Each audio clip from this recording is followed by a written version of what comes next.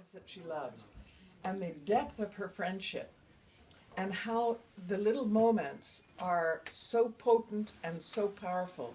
So with her being, oh, it's another one.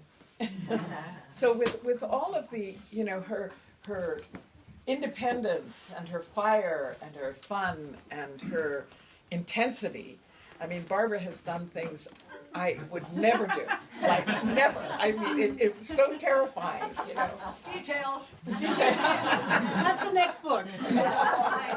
But I think underneath there is this deep, deep river running. So I am thrilled that she has done this book. And I think all of us walk on uneven ground. And she has touched so many of those delicate moments. Babbles?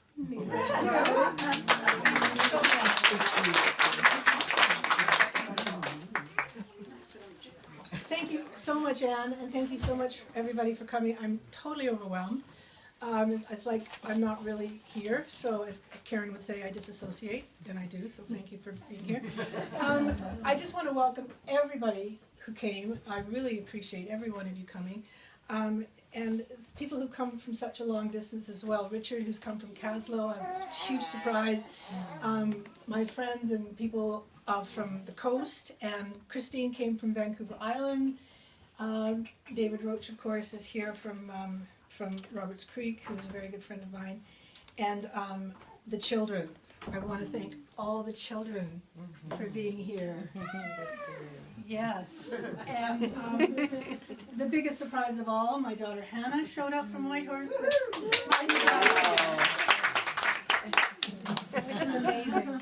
I just can't believe it. And my mother Nikki's here. We have a patriarch. I'm a matriarch. We have a real crone in the room. And Nina, thank you. Where's Nina? Thank you so much for your house, offering your house, opening your house. Nina, thank you so much. Nina. I'm here. Wherever you are, thank you very much. So this book, I have been writing all my life, and various people have been saying, but no, actually I haven't been reading my poems to anybody. My cousin has always said what a fabulous writer I was, but she's my cousin, so I never believed her. And then what happened was about a year and a half ago, Carol and Barbara Constantine and Anne and I got together to support Anne in some projects she was doing, and in the process we did some, Anne's company published some books for various people, including a fabulous novel by Carol and Anne's own book, In Love with the Mysteries. And Anne and I were driving up to see Hannah last fall, and she says, "Babbles, it's your turn." And I went, "Yeah, really?" She says, "Yes, we're doing this." In fact, she did it. And so Anne, great thanks for making this possible.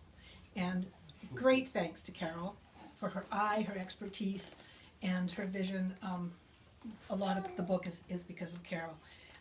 So I haven't really read my poetry before until about a year ago, when David Roach, who's also an author, his wife is a good friend of mine, sat at my floor in the office at the co-op and said, "Well, read some of your poems to me." And so for the first time I actually read some poems, and she liked them, and then I went to the coast and David facilitated a little bit of a reading up there, and so people like them, and they're very narrative, they're very personal, so there you go, here they are. Yeah, I'm not the kind of person who, as Anne said, emotes a lot emotionally when the real feelings. I go into high gear of practicality and operating efficiently when terrible things happen. So I process the losses and the grief of our lives through writing. Gray, my darling.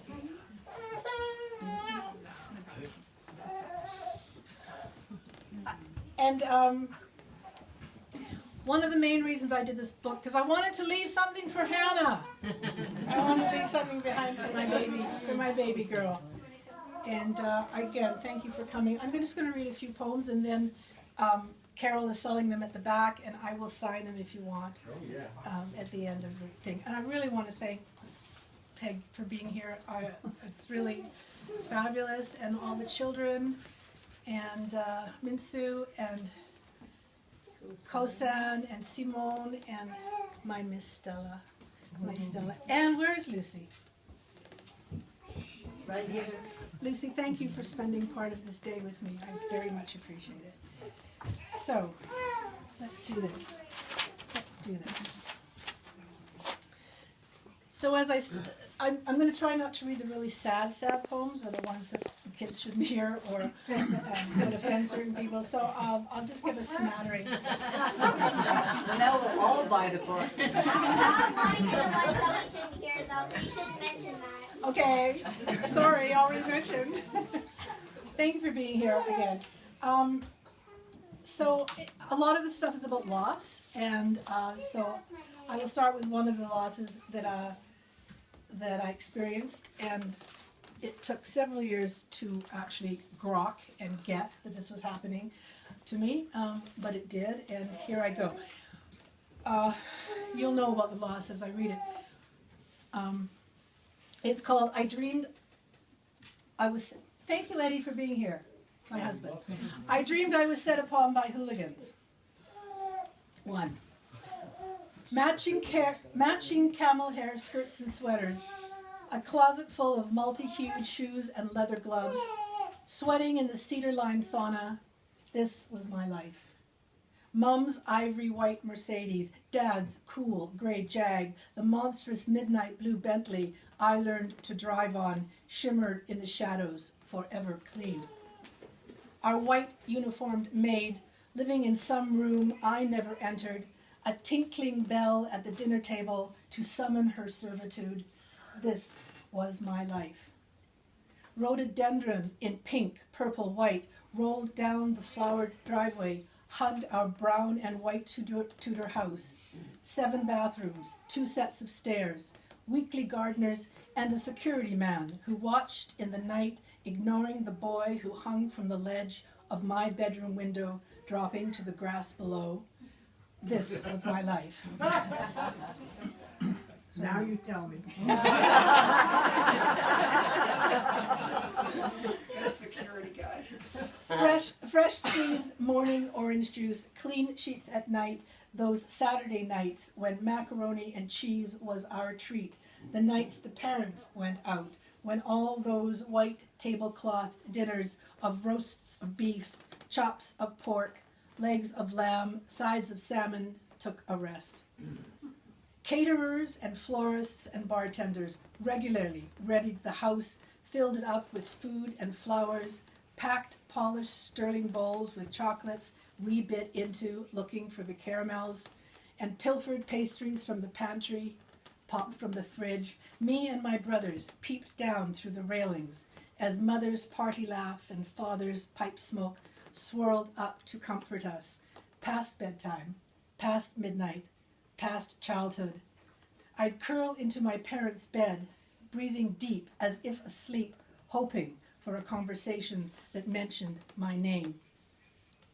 And in the later years, dressing for my entrance down the long, thick staircase, where waiting party-goers motioned with their drinks and cocktail napkins as servers in black and white wove their silent way through crowded rooms.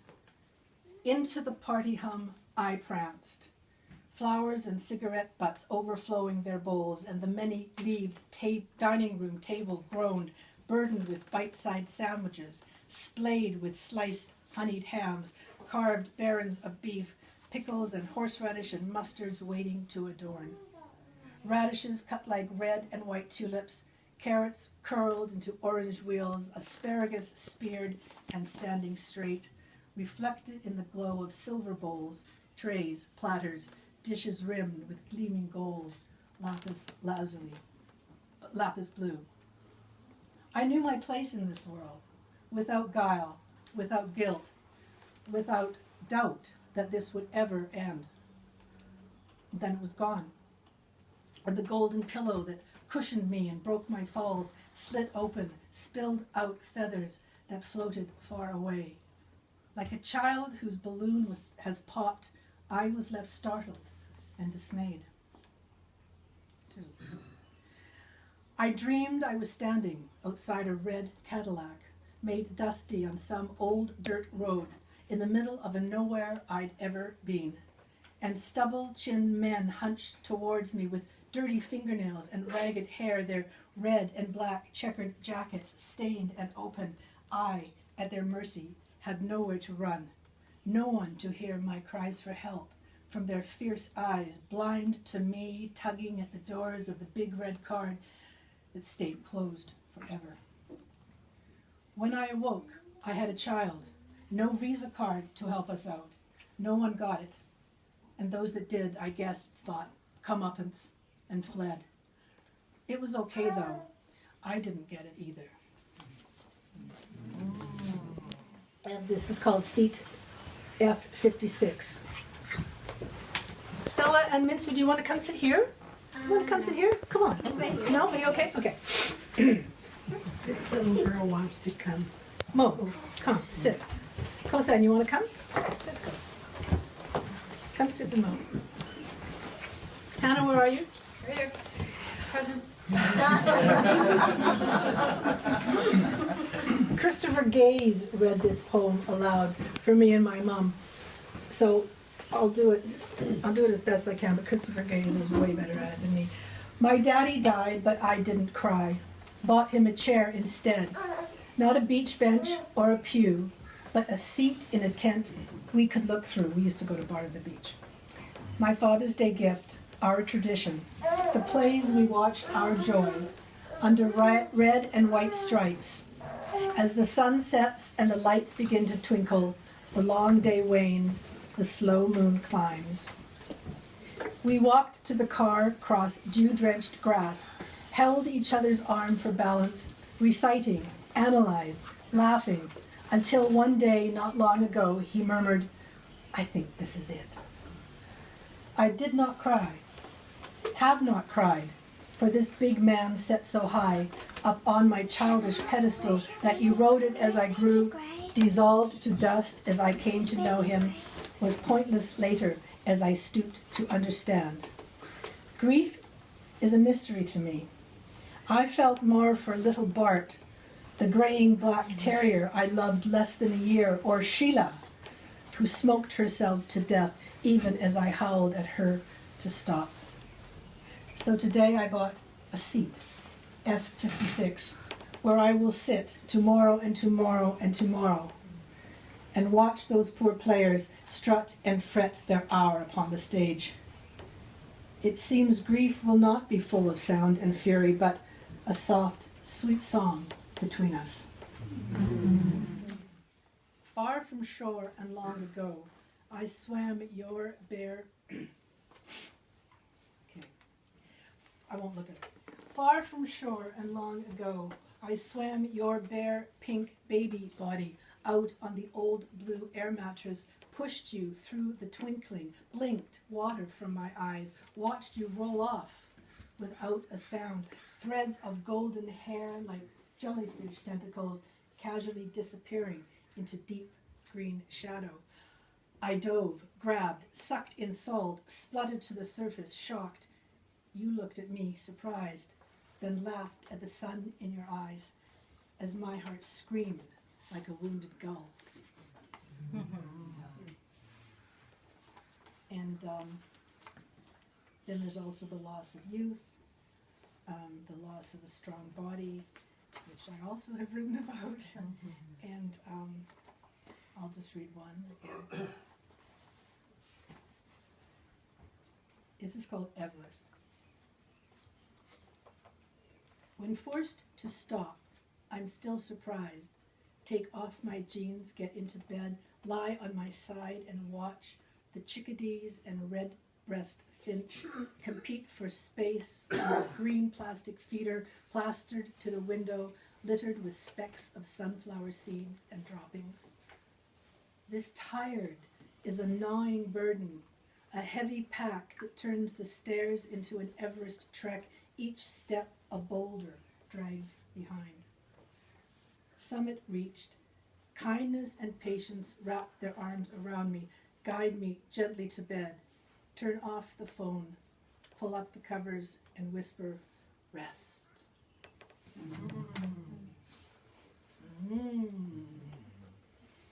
And something a little lighter now. I'm only going to read a couple more.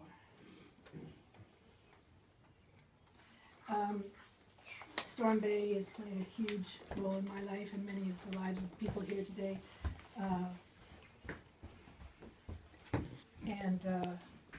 I wrote this when I was in Storm Bay with Eddie quite a while ago. It's called Storm Bay. The bird sailed by, returned, hovered, swooped, staying in the window of our gaze. Strange flight for a heron, he said.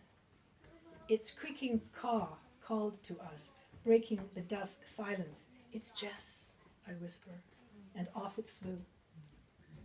The eagle has been working in the bay, said Flaky in the morning. Most chicks didn't make it. The goslings, mergansers. No herons for a couple of years. He shook his head. A shame. Later, silhouetted against the purple sky at the end of Brian's rolling wall, half deep in high tide, a merganser and her one baby chick snuggle close. And I'll read one more.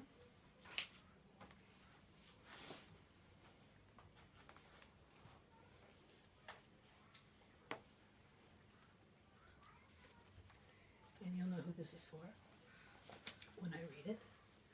It's called Singing His Breakfast. He wakes singing songs of his own making, nonsense words spun into tunes, a domestic mantra repeated over and over. Deep in the drifts of sleep, I dig my way to consciousness, while winter morning traces smoky strobes of lingering night. I eavesdrop on his slippered steps, crossing the icy floor, down dusty brick red stairs to the black ironwood stove that sheds ash like dandruff on an old man's back, yawns open to catch the logs. Encased in white down, only my nose feels the chill. He makes his breakfast every day, 2 cups of milk tea, poached eggs and spinach, tomatoes and toast, eats from the deep tangerine bowl, reading the screen for news of the world, the weather, his British sports. He gently shuts my bedroom door. I sigh, bury my face in the covers. All's well in the world if Eddie is singing his breakfast.